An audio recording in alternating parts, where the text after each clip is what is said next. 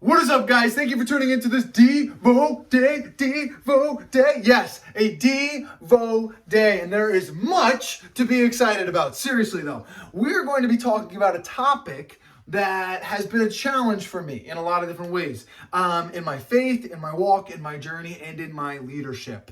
And so our topic for today is called Leading with a Limp. And it's actually based off a book that I read in college. So we had this reading material called, the book was actually called Leading with a Limp.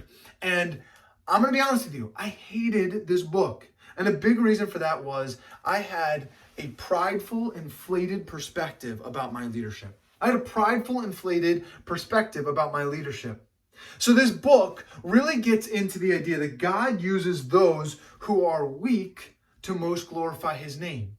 Now, that's not to diminish the person overall, but it's not the person that you may pick out of a crowd, right? So we look at stories, and I'm going to read one for you today about David, but we look at stories and biblical characters, and they weren't necessarily the strongest or the most attractive or the most leader characteristics. They were often weak and mild and seen as outcasts or having their own challenges or maybe not seen as the greatest of all time. And God uses them because his glory shines through their weaknesses. And so this book kind of breaks down the idea of, hey, like, how do we lead with a limp? How do we recognize our weaknesses in the midst of that? So I want to read for you a passage today. It's actually 1 Samuel 16, and it's the story of David being anointed by Samuel.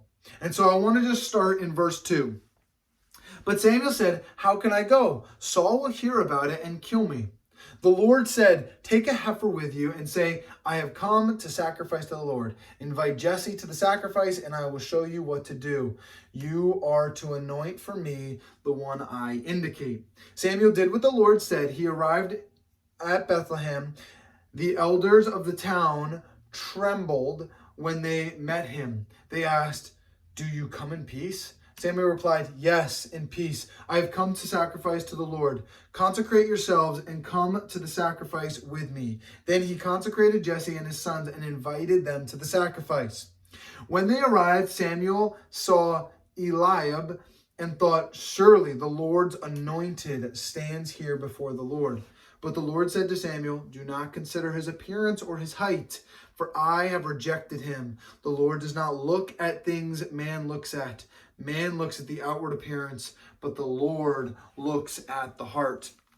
Then Jesse called Abinadab and had him pass in front of Samuel. But Samuel said, "The Lord has not chosen this one either." Jesse then had Shammah pass by, but Samuel said, "Nor has the Lord chosen this one." Jesse had 7 of his sons pass before Samuel, but Samuel said to him, "The Lord has not chosen these." So he asked Jesse, "Are these all the sons you have?" "There is still the youngest," Jesse answered, "but he is tending the sheep." Samuel said, "Send for him. We will not sit down until he arrives." So he sent and had him brought in. He was ruddy with fine appearance and handsome features. Then the Lord said, "Rise and anoint him. He is the one." And then Samuel goes on to anoint David. Now we know David, and we hear stories about David. David's this incredible character who is the shepherd and wasn't viewed as much. And then he defeats Goliath and becomes king and leads the nation. And it's a beautiful picture. But guys, are we recognizing the way that God looks at the characters? God looks at the heart. God looks at the position, the posture. Samuel was looking at the outward appearance and going, "Oh, that man, he's fit to be a king. He's attractive, he's handsome, he's tall, and God goes, "No, that's not what I'm looking for. That's not what I'm looking for. I'm looking for someone to humbly lead, someone who is weak in the sense that they don't view themselves as all that." And that's where my confession comes into play. Guys, the truth is, I went to Moody, and at points, my pride snuck into the equation, which is one of the reasons why I had challenges with that book. My pride got in the way, thinking that I was something special. I'm not. I mean, I'm not even just saying that. I'm being very heartfelt. Please don't be like, "Oh, John, no, truly. Like if tomorrow God moved me somewhere else or brought me somewhere else, someone else would come in and do just the same level of work because they would be blessed. I think of this story by David Platt, and I love this. He's traveling through these Indian tribes, right, that are so like discreet and up in the mountains and so hard to find, and he's traveling sharing the gospel, and he has this thought pop into his head.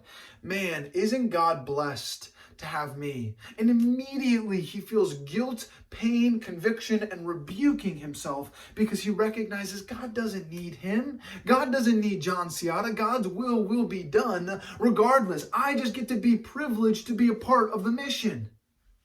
And you know what? The sad reality is that my pride would have prohibited me from being a part of God's mission. Truth is, guys, like the more and more time I spend in the ministry, the more times I feel inadequate. And maybe that's not right to say, I don't know, just truly like, I don't know everything. I don't know all these theological concepts. I have so much still to learn and so much still to grow in and so much still, even the things that people would look at and say, John does a good job at this, John could really grow in. Guys, when we recognize humbly, when we recognize our insufficiencies, it only glorifies God greater because of the work he does through us. So what does that mean for us? Guys, I cannot emphasize this enough. Guard against pride. Guard against pride by humbly submitting ourselves to God through prayer. And a great way to prevent pride is repentance. Right? Recognizing where we've gone wrong is a great way to reestablishing, man, I fall so short of the glory of God. I need him so much. I need God so badly. It is a powerful way for us to activate and initiate and recognize our weakness. Guys, are we leading with a limp? God does not need us. We need God, and we are privileged to be a part of God's mission. So my challenge for you is to stay humble, stay prepared, and to participate in God's mission, because we recognize in the midst of our weakness, God's glory is only portrayed and confessed even greater. Anything he does through us magnifies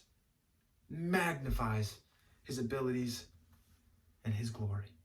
I love you guys. I hope this was a beneficial conversation and devotional for you today. Have a great rest of your day. God bless and enjoy this Devo day.